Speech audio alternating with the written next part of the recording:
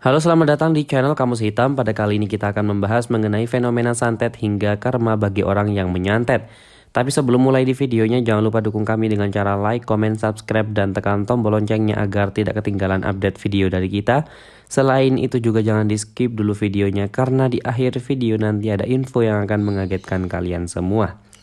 Ini dia fenomena ilmu santet yang hingga karma bagi orang yang menyantet, dan santet yang sering pula disebut dengan istilah teluh, tenung, hingga jengges yang merupakan sebuah kekuatan goib yang dilakukan oleh seseorang yang memiliki niatan jahat untuk mencelakai pihak lain. Dan adapun perbedaan penyebutan istilah nama tersebut didasarkan pada setiap daerah. Dan pertanyaan selanjutnya ialah apakah fenomena ilmu santet itu benar-benar ada ataupun ternyata hanya bualan yang sengaja disebarluaskan oleh pihak-pihak tertentu dan juga dijadikan senjata untuk mendapatkan tujuan tertentu.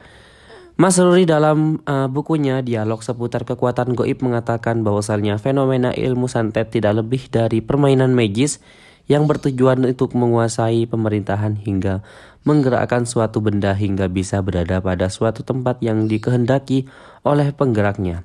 Dan dikatakan lebih jauh bahwasannya setiap orang bisa mempelajari teori santet, namun dalam prakteknya hanya sebagian kecil saja yang mampu menguasai ilmu santet tersebut.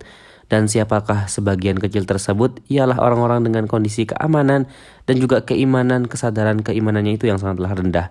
Dengan kata lain, apabila orang tersebut beragama Islam, maka hampir pastikan orang itu tidak pernah menjalankan syariat agama seperti sholat dan juga perintah lainnya.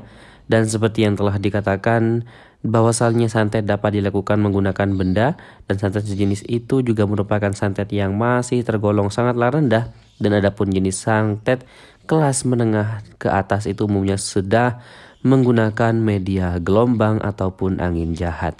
Santet jenis ini juga lebih membahayakan karena sifatnya itu mudah masuk ke dalam dan juga namun sulit juga rumit untuk dikeluarkan kecuali bagi mereka yang telah memiliki rahasianya.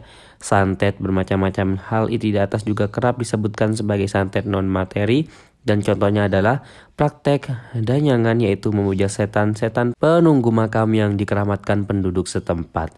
Dan biasanya praktek ini dilakukan di tanah Jawa dan masih di dalam buku yang sama. Dan di sana dijelaskan bahwasannya ada dua pihak yang bertanggung jawab dalam praktek santet menyantet. Dan orang tersebut adalah orang yang meminta bantuan dan juga pihak yang memberikan bantuan.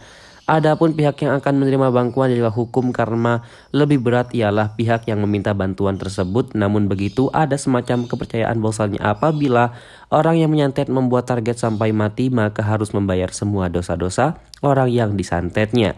Dan lebih dari itu bahkan harus membayar bunganya. Dengan kata lain, bahwasannya sang penyantet benar-benar akan menderita seumur hidup baik di dunia maupun di akhirat, dan fenomena santet itu tentunya sebisa mungkin dihindari.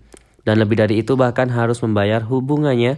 Dan dengan kata lain bahwasannya sang penyantet benar-benar akan menderita seumur hidup baik di dunia maupun di akhirat, dan fenomena santet ini tentunya sebisa mungkin untuk dihindari. Dan itulah pembahasan mengenai fenomena santet hingga karma bagi orang yang menyantet.